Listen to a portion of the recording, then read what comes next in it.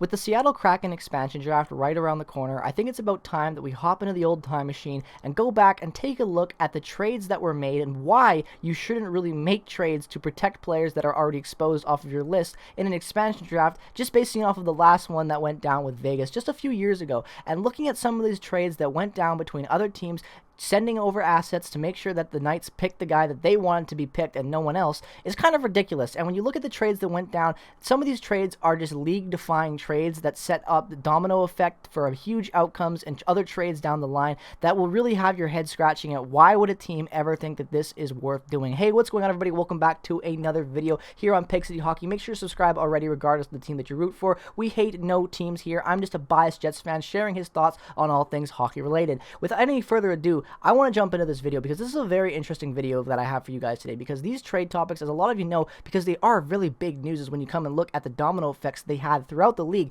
after the deals were made way back when during that expansion draft for this Vegas Golden Knights. And when you look at the deals that went down that year and then comparing to what you have coming up this year with Seattle, I don't think a lot of teams are doing the same type of stuff this year time around with the Kraken for one reason and one reason only.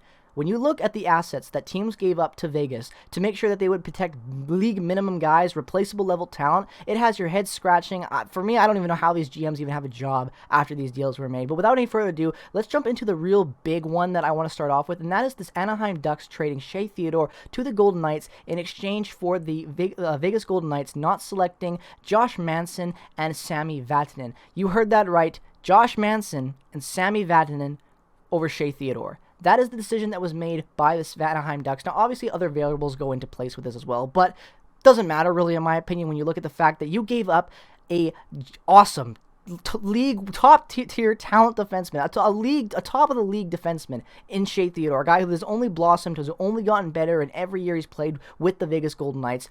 You've done all of that. You give all of that away for Sami Vatanen, who is not even on your team anymore, and Josh Manson, a guy who has been tied to a plethora of trade rumors over the last couple of years, a guy that is potentially being shipped out of Anaheim, a guy that might stay, a guy who is just mediocre, replaceable at this point in his career. I'm sorry, Anaheim Ducks fans, it's the truth, and don't look at me and tell me that you're going to say that you'd rather have Manson or Vatanen at this point over Shea Theodore, because Shea Theodore has been an absolute stud since that trade went down. Even looking at his first year with the Vegas Golden Knights in the inaugural season, he was able to play 61 games played, which was his highest ever as an NHL rookie for him that year. 6 goals, 23 assists for 29 points in 61 games as a really good full-time defender, the first time really having that role in his career as a really full-time guy, like I said. But when you look over his entire span so far after that trade playing with the Vegas Golden Knights, his career so far with the Knights, very impressive numbers. In 264 games played, and able to put up 39 goals, 115 assists for 154 points.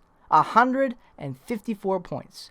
And the Anaheim Ducks traded that guy away to keep mediocre depth defensemen that aren't even gone with the team literally like a year after the expansion draft and this season was over. So when you put that trade in comparison, compare what Shea Theodore is now for the Vegas Golden Knights and what the defense looks like for the Anaheim Ducks, all I gotta say is one word: yikes. The next big trade that I think had a really big domino effect when you look at the entirety of the NHL is the Islanders sending over Bobrovsky in the number 15th overall pick to Vegas in exchange for Vegas selecting goaltender Jean-Francisco Berbier. I'm pretty sure my French is wrong and I pronounced that wrong, but point being, they sent over the 15th overall pick, and that 15th overall pick was used to draft defensive prospect Erik Brannstrom. Now you might be thinking, Erik Brannstrom, that's a very familiar name, but he's not with the Vegas Golden Knights anymore. What team is he with? What team is he with? I can't remember. Oh, let me remind you. He is now a prospect for the Ottawa Senators. Do you want to know how the Ottawa Senators were able to acquire him? That, my friends, was a deal that went down involving Mark Stone, the captain of the Vegas Golden Knights, one of the top players in the NHL, another amazing young asset that signed immediately after the trade and is literally one of the most star faces of the franchise for Vegas already. All the Islanders had to do. Now, I know this isn't really on the Islanders for the fact that, oh, you know, blah, blah, blah, the Islanders gave up Brannstrom and all this, they didn't get Mark Stahl, and I know what you're thinking there, but when you think about the domino effect that this gave, you gave a top 15 pick to an expansion draft who got a great prospect who drafted well and turned that prospect into an even better help now, immediate help, all-star asset in Mark Stone and your captain.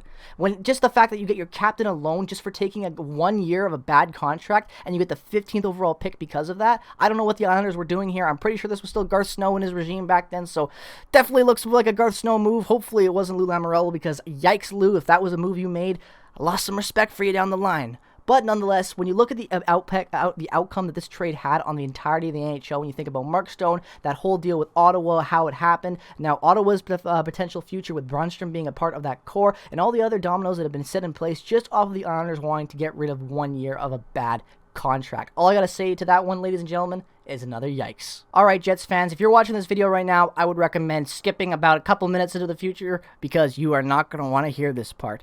Ladies and gentlemen, the Winnipeg Jets could have had Nick Suzuki. You heard that right. Now, who knows if that's what Kevin Cheveldayoff would have drafted with that pick that was number 13 overall when they were able to flip that over to Vegas in exchange for them flipping the 13th overall pick to Vegas, dropping back and getting the 24th overall pick from the Blue Jackets that was acquired in another trade that happened a little bit earlier in the day in exchange for the Vegas Golden Knights drafting Chris Thorburn, Winnipeg Jet legend and Stanley Cup champion, let me remind you. Point being, though, do you know why the Jets made that trade? Do you know why they made that trade to drop back in the draft to force Chris Thorburn to be the pick that Vegas took? Do you know why? To protect Tobias Enstrom and Marco Dano. You heard that right, ladies and gentlemen. Tobias Enstrom and Marco Dano for Nick Suzuki. Yeah, that one hurts. But honestly, when you look at this, you could have had no idea that it was going to be that way it went out and Nick Suzuki was going to be the guy he was. And who knows if the Jets even draft Nick Suzuki, like I said, at that 13th spot. But I trust Chevy. He's been an immaculate drafter, especially when he's had top primo picks like that near the top 10. So I would have really preferred to see what had happened there. And when you look at what we got with that 24th overall pick, it's not like we got a bum, but we just got a guy that doesn't play in Christian Vesalainen. And I would love to see Vesalainen play more, but comparing to where Vesalainen is right now in his career compared to what Nick Suzuki is, a guy that just went on an incredible run, was an amazing player, a top 3 point producer on a team that went to the Cup final. Yeah, I'll take Nick Suzuki any day on that one, ladies and gentlemen. It drives me crazy on that one. That one's definitely a yikes as a Jets fan. It pains my soul because you did not have to make that trade, Chevy. You could have let those guys go, either one of them. It would have sucked to see Toby go in expansion, but you know what? Toby, at that point of his career, he retired the next year anyway. He was a big part of us playing, but you didn't even draft. You didn't even put him. I can't even talk about this because it's making my brain melt as a Jets fan, guys. You don't understand the pain because we didn't even use Tobias Enstrom in the last game of that Western Conference Final run against Vegas. He was scratched, packed up his locker room, never even said goodbye, and literally retired moments after that elimination game in Game 5. So, yikes. Great job, Cheveldayoff, on that one. And obviously, I've been saving the big one for last. And this one is obviously self-explanatory. If you saw the thumbnail, you already know who I'm talking about. And that is the Golden Knights acquiring Marc-Andre Fleury from the Pittsburgh Penguins. Yikes. Yikes, yikes, yikes. And also not to mention the fact that they got Marc-Andre Fleury and a second-round pick. That's it. And ladies and gentlemen, look at Pittsburgh's goaltenders over the last few years and look at what happened to them this year in the playoffs. A great team on a great season with guys showing up out of nowhere. Cody Ceci potentially having a Norris season even though he didn't win it, but being fantastic. And yet, what do you get? Crap goaltending. Crap goaltending. Crap goaltending. Unfortunately, when you look at where the Fleury is right now in his career compared to Matt Murray, compared to Jari, compared to any other guy that has dressed over the last 3 years for the Penguins, you're telling me that you would rather have any of those guys over Fleury? Nah, Penguins fans, you're lying to yourself on that one if you think that, because Marc-Andre Fleury literally just won his first Vezina this year, so congratulations to him, definitely deserved it. Nikita Kucherov, I'm looking at you. But the point being, I still think that this was a horrible move, and I thought at the moment it went down, I never understood it. I'll never understand giving away a top literally a Hall of Fame goaltender, just giving him away. A guy that's won, 3 cups with you at that time? Oh, man, that one hurts. That one hurts because you literally gave a Hall of Fame goaltender who literally carried you to a cup final the year after that. Crazy when you look at how things work in the NHL, huh? Just to think that that's what they gave up him for nothing. Absolutely nothing. Just crazy to think about that's how the way the NHL works sometimes. And those are just some of the craziest trades that have happened with the expansion draft. And why, when you look back at it through the scope of time, you shouldn't make trades with expansion teams. Just look at what you got, realize you're going to lose a guy. Maybe he's going to be good, maybe he won't. But is it really giving up an asset and betting all of your futures, giving up prospects, moving back in the draft, and having the outcome of time change the way it did? Because think about how things could be different if the Jets had Nick Suzuki. Think about how different things could have been for the Pittsburgh Penguins if they kept on to Fleury. Also, think about how different the Islanders Islanders could be right now if they were able to keep Brunstrom or potentially flip that in another deal or whatever things could have worked out with, because you had another defenseman that helped elevate your team and push you. And let's be real, Islander fans, if Brunstrom was on your team right now, maybe he's not the best NHL-ready defenseman right now, but who knows how future goes there.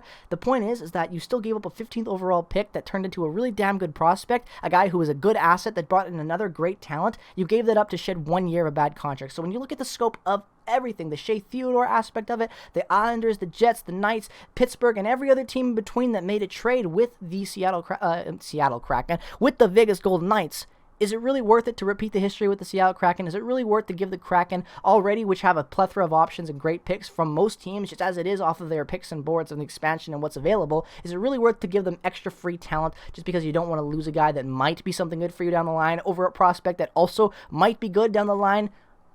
Weigh your values, GMs, this year, and please, for the love of God, don't make Seattle a powerhouse in year one. I want to watch I want to watch a team just struggle a little bit. I want to see them be about average, fight, make the playoffs, be a gritty wild card team, show some tenacity. I don't want them to just be another miracle run, because honestly, it'll destroy the magical run that was the Vegas Golden Knights that year. So if we just keep giving these expansion draft teams Stanley Cup teams in the year one, I don't think that's a good look for the NHL personally. But let me know all your thoughts about the expansion draft, these trades, and whether or not you think GMs are stupid enough for making trades like this, and what might happen in this expansion draft. Let me know all your thoughts down in the comment section below. As always, ladies and gentlemen, thank you so much for watching this video. Remember to make sure to like and subscribe if you haven't already. Peace, love, and positivity to all you beautiful people out there, regardless to where you are in the world. Hope you're having a good rest of your day. Enjoy the rest of your day. Thank you so much for watching this video. Go Jets, go, and I'll catch you guys in the next one.